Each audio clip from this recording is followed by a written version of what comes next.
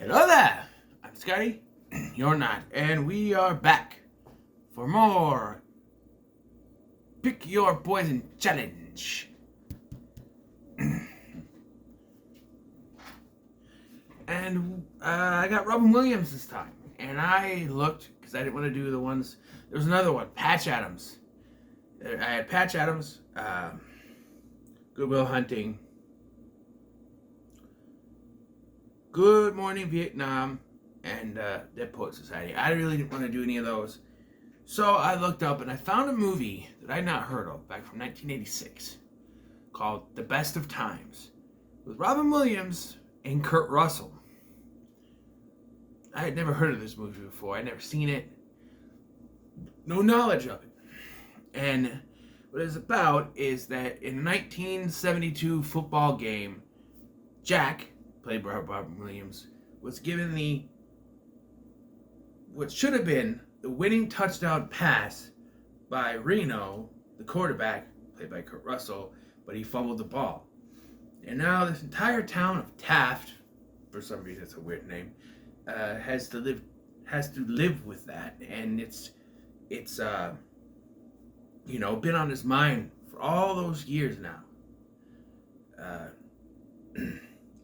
So now, 14 years later, Jack decides he is going to put together a football game with all the players from the 72 team against the 72 team of Bakersfield for one final game to relive the glory. And yeah, there it is. That's the plot. Now, I actually really enjoyed this movie. I was going along with it, like, this movie's okay, it's fine. There's some moments, but then when it got to the end, even though it's a very obvious ending, although of course they're going to do this, it worked for me for some reason, and I liked the movie even more. I really enjoyed this flick. I think I'm gonna buy the movie off eBay because this was a good experience. I think it's the only movie that Robin Williams and Kurt Russell actually started a movie together. I think, I don't remember them being anything else, to my knowledge. But yeah, and these men, they both kind of don't have lives. They're both married, which is kind of weird to me. They're both married and they each have one kid. The kids don't get much screen time. In fact, I don't think they're even at the football game, if I remember correctly. But yeah, and I don't know. To me, it just seems weird. Like, if they're playing on this, we never mounted to anything thing, but they're both married. I mean, they do play the card where Jack believes his wife's not happy. I mean, he's married to her, and her dad is the owner of the bank that he works at. And the father-in-law says, only reason you're working is because you're married to my daughter. You guys ever get divorced, you're out. So there's that. And then maybe by the end of the movie won't be like that, but and then Jack works at Reno, Kurt Russell's character, works at I want to call him Jack because of Jack Burton, but no, he's Reno. Reno, he has his own garage. It's auto garage, car garage. And he and his wife have frequent arguments, and she is ready for a divorce. He says, I want a divorce. And his wife is played by the actress who was also in Kindergarten Cop, and I believe she was in another Arnold movie. I think she was in Red Heat. I'm not exactly sure, but she's been in other stuff. Interesting to see her. She wants to be a singer. She wants to get out of Taft. But she always goes, apparently the thing is, they get in an argument. She always goes to the hotel, but she never leaves because her car, he won't fix her car. And he's like, you can't leave? Why not? Because I'm not going to fix your car. She said, I'll go to a different garage. I never thought you'd cheat on me. That sort of thing. And then Jack gets the idea that he wants to bring Glory back to Taft. Apparently, they do a thing at the beginning that shows that history. Apparently it was called Moron for some reason, and when they started to get famous for people going out there, I think there's like a football player that moved on and became famous or whatever. It's implied that it's like there's this older gentleman, there's like a janitor or something. It's implied that it's him. He's got it on the back of his shirt, but later in a football game. But that they changed it to Taft, and so I don't know where I was going with that, but yeah, they changed it to Taft. But they say that Taft is a disgrace. They even say that even like they won't drop nuclear bombs on it because of the winds. As if the wind has anything to do with nuclear bombs. I don't know. But, I don't know.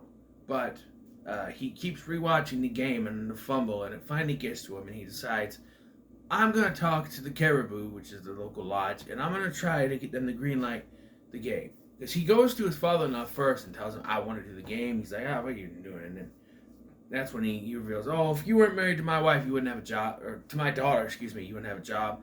And then he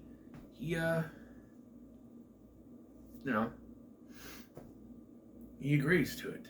And then he goes to Reno and tries to get him in on it. And he's like, no, I don't want nothing to do with that. I will say, though, I like the character of Jack. He's the guy, he's in a marriage, he knows his wife's not happy, but he won't cheat on his wife. He goes to a massage parlor for therapy. He lays there in his skivvies, talking therapy with the woman who's supposed to be like this local prostitute, which I guess is legal in Taft. Even later, Reno's wife's like, I bet he goes to visit Darla. But we know from the scene before this that he hasn't seen Darla in 13 years. So no, he's faithful too. But yeah. And so they go to the Caribou, and Reno tells the guy, Emmett Walsh. Good to see him in this movie. I know him as Tim Taylor's father-in-law from Home Improvement, Joe's dad. And he, the Colonel, he watches Patton. Where's my Patton tape? And I threw it out, Megan. If that's the truth, you're going back to get it. I like that episode. But yeah, and he talks to him. He's like, don't let him. No matter what he says, you tell him no. But it ends up getting some of the residents riled up, and they decide not to. But then Jack dresses up as the opposing mascot, messing up the town, and even dumping orange paint on Reno's wife. And they all decide, we have to defend our women. We have to do this. And they do it. Yeah. And so they prepare for the football game. And as you can tell, as you can probably surmise, they're a bunch of out of shape 30-something-year-olds who have settled into their lives. There's a lot of heavy-set guys. There's a lot of people out of shape. Kurt Russell, smoke, So, yeah, and there is one thing that kind of throws me off with this movie.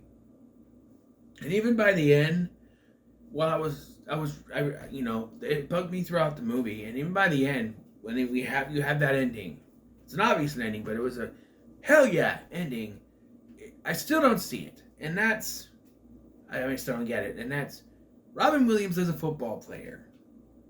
I just don't see Robin Williams as a football player type. He could be like the water boy he wears glasses throughout the films, like the nerdy type. I just don't see him as a football player. And even in the game, he doesn't do much. And there's this guy, big black guy, and he keeps getting knocked down because we need to see him, go over, adversary, and stuff like that. So, yeah. Eventually we get to the game. There's another thing that kind of bugs me, is that both of the wives are against it. And I get the point. I get, you already have Reno at odds with his wife. So I don't think you need to have They understand if for a sports drama comedy movie like this, you have to have the wife say no. Like Rocky, Rocky has, Adrian's like, no, don't do it. In every movie after the first Rocky, she's like, no, you can't do this. Every movie after the first Rocky, she does that. But like, except for Rocky Balboa, rest in peace, Adrian. But both of the wives are against it, and I understand that Reno's wife would be against it because they're at odds and stuff. But then Jack's wife is like, no, and he tries to lure him into sex and says, you can either have me or you can have the game, and he goes to stay at the hotel because he's so set on this game and getting the glory. Even you get to the game, right? You get to the game, and Jack doesn't do much. It's Reno out there, and they're doing decent, but not as good as they want to win. You get to halftime. It starts to rain, pour down rain. You get to halftime. And then Reno, finds the tiger costume. And at first I'm like, oh, we're doing this. The liar, the liar revealed story. I'm like, and I was sitting there going, well, maybe they're not going to do it. They did it. But I do like how they did it, because they did it. He's like, he gets really, really pissed, and it's when they, come on, we gotta get out there, we gotta cream him, and he tells Jack, you're not playing, and then he goes out there, and they just start creaming him. They really get going, and you start to realize that he did it on purpose. There's even on the dialogue, he's like, you'd have to be really stupid to put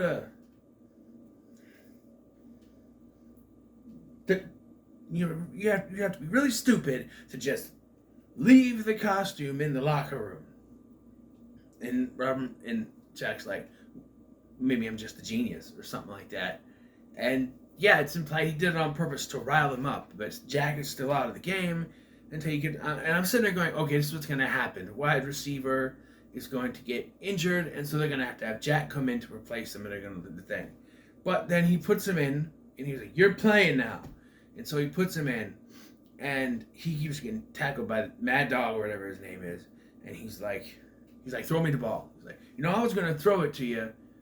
50% of these people want to see you catch the ball. The other 50% want to see you drop the ball. And I thought about throwing the ball to you. I'm looking at the Robin Williams.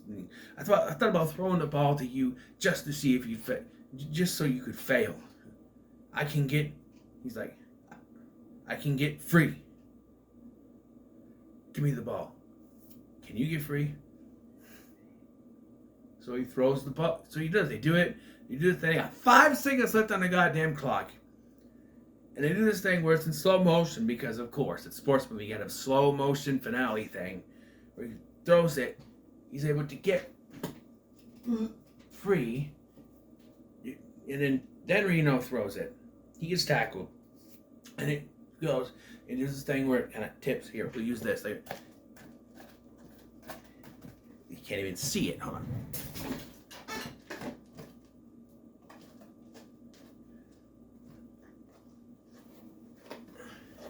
Got it. And then he gets the winning touchdown. Which if you have a bright in your head, you can see coming from a mile away. Of course they're going to do that. There's a lot of movies. There are some movies that do the opposite, and he still drops it. But it's the experience, right? There's movies where they still lose. But it's the experience that they get from doing it. Camp Rock 2 does that. But there's a whole other meaning by that, which I'm going to review in December, hopefully. Because that movie... Maybe I could do those for summer, I guess. The Camp Rock movies, because they're summer movies. And I have a lot of movies I'm doing in December. So maybe I'll do those down the line. But, yeah, they win the game. And even Jack's father-in-law was like, you see that? That's my son-in-law! And, of course, the wives are proud. I still don't think the kids were there. And then the movie ends. Oh, one more thing before I wrap up and do my overall. The school theme song is to the tune of Pomp and Circumstance. All the time they keep playing that. I'm going, ooh, yeah. And why is it to the tune of Pomp and Circumstance? They have words for it. They sing words that's about their school to the tune of Pomp and Circumstance. It's really weird. But overall, I enjoyed this movie. I thought Kurt Russell and Robin Williams worked great off of each other. I like the actresses who played their wives, even though they weren't big name actresses. They were good. Sometimes, that happens. They're not big names, but they're still good actresses. That's great. And like I said, the actress who plays Reno's wife was good. And you don't have very many character actors. Emma Walsh being the only one I can think of off the top of my head. But there's, some decent acting in this film. And I liked it. So I'm going to have to say that when it comes to the best of times, it's pretty, pretty, pretty, pretty good. Now, here. Shake it up. Let's get all shook up. Yeah. I'm all shook up. Elvis for so on this side. Wait. See what we have here.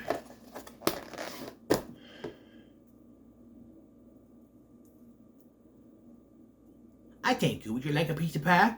It's Adam. I realize I haven't been showing you. Adam Sandler. I know exactly what one I'm doing for Adam Sandler. It's what I've been planning to do. It's the only one of his prime movies, like the movies he did when he was in his prime, that I have never seen. So, it'll be interesting. But, till then, what are your thoughts on the best of times? Have you seen it? Do you even know this movie existed? I implore you, if you have not, go to Tubi right now and watch it, because it's a good movie. Go to eBay and buy a DVD, but wait till I say I've bought it, because I don't want you buying it from where I get it. But, so thank you for watching. I've been Scotty, and I'll see you in the next one.